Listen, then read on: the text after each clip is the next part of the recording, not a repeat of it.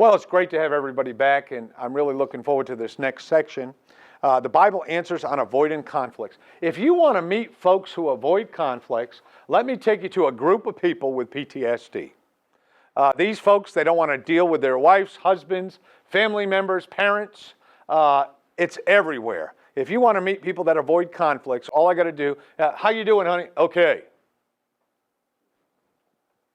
Well, anything beyond that? So that's what we're going to talk about. I love this verse, Romans 14:19. Let us therefore follow after things which make for peace, and things whereof one may edify one another. My seminary professor in theology, I had many courses. He taught me more classes than anybody else, a guy named Dr. Walt Yoho. Dr. Walt Yoho used to always tell, he told the corniest jokes. I mean, you've never heard a guy who told jokes like this. He'd come in and say something like, did you hear about the dyslexic atheist who was up all night worried about dog? Takes a minute to get it. Yeah, the dyslexic. Okay, never mind. But anyway, that's what we went through. We heard these jokes every class. But he told this one story. Some people are just getting that dog, D-O-G, opposite. It's all right. He would tell this story about a man that was on a deserted island. And this man was on a deserted island, and when he got there was nothing there. And he was shipwrecked there, and he was the only one who lived. And he was on this deserted island, and years went by, and everybody thought this man was dead. And all of a sudden, this team of people find him on a boat, and they come up to the island, and they get out there, and they see all these beautiful buildings. The guy had even used bamboo to have plumbing in the building, and there was these three beautiful buildings, and so they stopped, and the men who were rescuing him said, "Sir, you got to tell me, what's that building over here?" He says, "Well, that's my house." He said, "I worked on that for a whole year." He says, "I got bamboo plumbing in there. I got water that I catch up there. I got my bedroom that's completely isolated from the outside." And they said, "This is magnificent. You even built doors." He said, "Yeah, I built it all."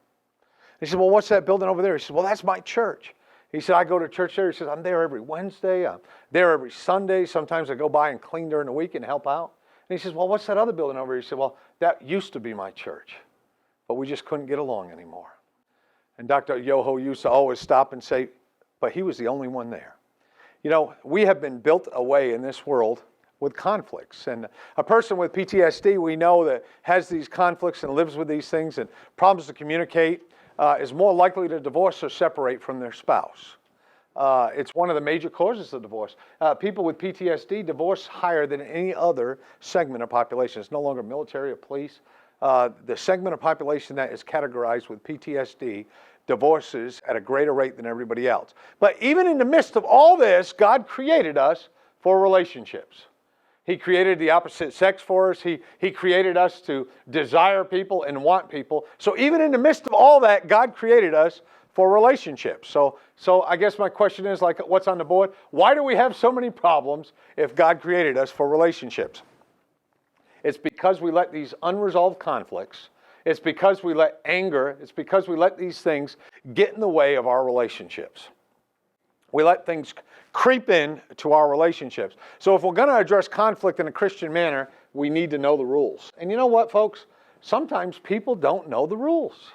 People don't know what Christian communication should look like. Just being honest with you. They model things off of television shows. They model things off of their parents. Boy, I'm glad I don't model things off of my parents. My dad deserted my mother when I was just a young boy. I had a sociology professor in college, and Debbie will tell you this. We were married at the time, and I went into his room, and he said, "You know," this is what he told the classroom. There was no hope. This is what he said. He said, "You know, if your dad was an alcoholic, an abuser, if your dad played around on his wife, your mother, you have no chance. You're going to be exactly the same way." That's the statement this guy made. There was no hope in this man's life. I thought about how sad that was. Now, this man and I didn't get along from the very beginning anyway. His name was John Booth, and on day one, I asked him if he was any relation. And so it just wasn't the greatest time ever. And but anyway, the guy got really mad at me. I told him, I said, "Sir, I refuse that statement. I'm going to live a good life. I serve my Lord and Savior Jesus Christ, and He's bigger than any paradigms that were set up in my life. He's bigger than that. And, my God can get me through that." And folks, so if you hear those excuses and you make those excuses, well, my dad was this, or my mom was this, you need to grow up. You need to take accountability for your own life and just suck it up. In the Army, I used to have people tell me, "Well, my dad got thrown out of the Army." I said, "Well, what are you looking for, a perfect, a perfect score?" I mean, that's the stupidest thing I ever heard. Give me 100 push-ups and shut up. Life was so much easier when you could say, give me 100 push-ups and shut up. Once you lose that ability, it takes so much out of your life. And you know what, folks? If we are going to address conflict in a Christian manner, we need to know the rules. There's no relationship that's immune to this. We see it with our kids, don't we? I don't know about your kids, but my kids go from highs and lows. You've never seen anything like it. First of all, God gave us 2 kids, and they're completely different than each other. Now they like some of the same things. I mean, they like to eat at good restaurants. They like spending dad and mom's money. They want to go to school for the rest of their lives, that kind of thing. But they're good kids. And I shouldn't say that about my youngest one. My youngest one is ready to go. But, you look at these things, but God creates them different. And if you look at their relationship, they can go from getting along fine. They talk with grunts sometimes. Debbie and I can be on the road for 4 or 5 weeks, and I'll call up my son, one of my boys, and I'll say, how's your older brother doing, or how's your younger brother doing? He says, I haven't seen him. I said, well, when's the last time you seen him? Well, when did you leave, Dad? 3 weeks ago. I said, but don't you people live in the same house? I mean, don't you? They're 10 feet down the hall from each other. He says, well, I hear him once in a while. What do I got to see him for? You tell us a couple days out before you come home, and we argue about who's cleaning. That's it. And so you got to be able to communicate. And sometimes we'll get home, and they're just doing the dishes as we're pulling in. So no relationship of any time is exempt from that. Next thing we need to do is we need to find out, and this is important. You know what we need to look? How did Jesus handle relationships? And we need to emulate that. I mean, we're trying to be sanctified or Christ-like or change, right? And we're trying to be Christ-like, so we got to emulate how Christ did things. And the Lord was very clear about conflict resolution. Look at the Sermon on the Mount there in Matthew 5, 23 and 24. Therefore, if thou bring thy gift to the altar, we looked at this earlier, and there rememberest that thy brother hath aught against thee, leave there thy gift before the altar, and go thy way. First be reconciled to thy brother, and then come and offer thy gift. So, God's word is clear here. He expects us to be right horizontally, to be right vertically. We need to be right in both directions. We need to get saved right this way, and then we need to get right this way. Or we're going to live a lousy life, aren't we? We're just constantly going to be upside down. The other thing we've got to realize is that conflict is a sin. That verse tells us it's a sin, and even given a gift, he doesn't want our gift at that point. Conflict is a sin. So the application is simple here. We need to deal with a conflict immediately and move on.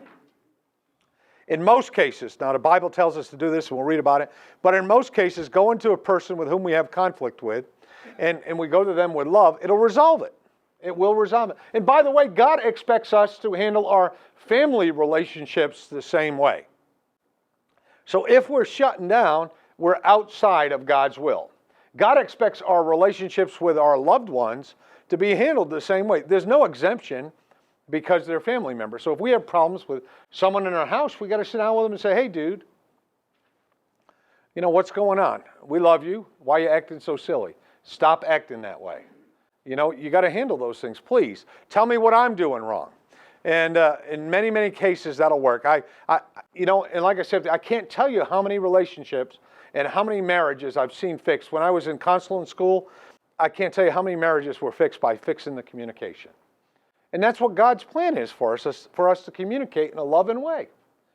And those people, some people don't answer their phone when they get mad at people. I think silence is the worst thing you can do to somebody. I believe that. And that's not God's plan for our life. God's plan for our life is to go to somebody in a loving way and talk to them. And now there are some cases where it don't work. So let's look at Matthew 18, 15 through 17. Moreover, if thy brother shall trespass against thee, go and tell him his fault between thee and him alone. If he shall hear thee, thou hast gained thy brother. But if he will not hear thee, then take, and I like this, take thee one or more or two more, that in the mouth of 2 or 3 witnesses every word may be established. And if he shall neglect to hear them, tell it unto the church. But if he neglect to hear the church, let him be unto thee as a heathen man and a publican. Wow. Who's read in the Bible about Alexander the Coppersmith? What did Paul do with Alexander the Coppersmith? You remember what he did? He wrote him off. He had to. I mean, what are you going to do? You visit the guy, you go through conflict resolution, you sit with the person. Sometimes you got to write people off until they get right communication-wise. Now, I'm not saying write your family off. I'm just saying we've got rules we need to follow as communications. And some of you are going to say, well, what if the other person isn't a Christian? Well, then we got to try to get them to become a Christian. That's where the communication goes. But there's simple rules that we need to follow. And if we follow the rules of saying, hey, I'm mad at you. You know, you're bumming me out. Can we talk about it? And Debbie does it all the time. She's real good at it, man. When she gets mad at me, she corners me and makes me talk. It's worked for 32 years. And I can't get around her, man. She'll do one of these numbers. She's pretty scrappy, even with those new hips, man. She can move around pretty well. She can still catch the boys, you know. And, you know, in basketball, they would teach you to look at the hips. You know, watch the hips. They're going to run around you, and you have to do the same thing with Debbie, even with the new hips, because she's too quick. You know, she can take you down. All right. The Lord, through those verses, the Lord was addressing the sin of not being able to communicate. Folks, let me just say this to you. If you want to have a good marriage, if you want to have a good life, if you want to have a good family relationship, you need to communicate the way God expects us to communicate. And God expects us to deal with any problems that are on our plate. And He wants us to deal with them in a loving way. He used that word love. He don't want us to go over there and say, you know, I'm sick and tired of you. You're a total moron. Did God ever deal with anybody that way?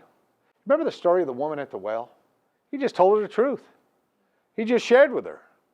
Can you imagine a Lord and Savior at a well in Samaria there with all those things? Can you imagine that? Telling her the truth about herself. I'm glad I serve a God like that. You know, the bottom line is PTSD is not an excuse to live any way you want to live. PTSD is not an excuse to sin. PTSD is not an excuse to keep on going and not communicate with people. You got to stop having excuses in your life. You know, if there's one thing we can do to help people, tell them to get rid of the excuses. In the Army, we wouldn't accept excuses. Sometimes we wouldn't even listen to them. It was more fun that way.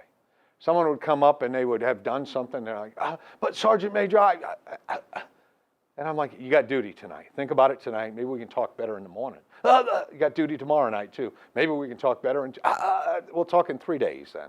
But that's not God's plan for the relationship we live now. You can't carry that over. The relationship we have now is, what did I do to offend you? Why are we not getting along? How can we get along better? What's going on in your life? Tell me about it. Make talking time every day. I know a couple that made talking time every day. It's at 7:45 at night. They told me, we met them out on the road. Every night at 7:45, they lock themselves in a room with no TV, no nothing, and they talk for 15 minutes. Guy told me the first night they got out about 90 seconds. He said now they're going over time. They talk every day. It's the weirdest thing ever, isn't it? Talking. That's pretty amazing. Remember when you first got together with your spouse and stuff like that? We would talk all the time. Sometimes I would fall asleep and wake up and Debbie would still be talking, man. Or I'd still be talking, man. When we first got married, we talked all the time. And we talked all the time. So don't use this as an excuse. And you know, look at this here. It says, now here's another thing. At first, if there is a person you're having a conflict with, this is what you do. You go to them. Folks, I can't say that enough. If you're having a conflict with somebody, you know, sometimes your closest living neighbor. What does the Bible say about your neighbor? Love thy neighbor. Who's your closest neighbor? Your spouse, your family members. Love them, go to them, talk to them. And, you know, and I know I wrote this in the book as you read it. It says, some of this says that some people write off the way God expects us to communicate, and they say it's too formal. It's not too formal. It's worked for Jack. How many years you been married, Jack? 50 years. It works. Go to the person, talk to them, deal with them, and it's not too formal. It's the way God expects us to do it. And it's the only way to deal with issues. It's the only way to deal with issues in a godly way. I don't know about you, but I want to deal with issues in a godly way. We're going to take a few minutes here. We're going to have a 10-minute break.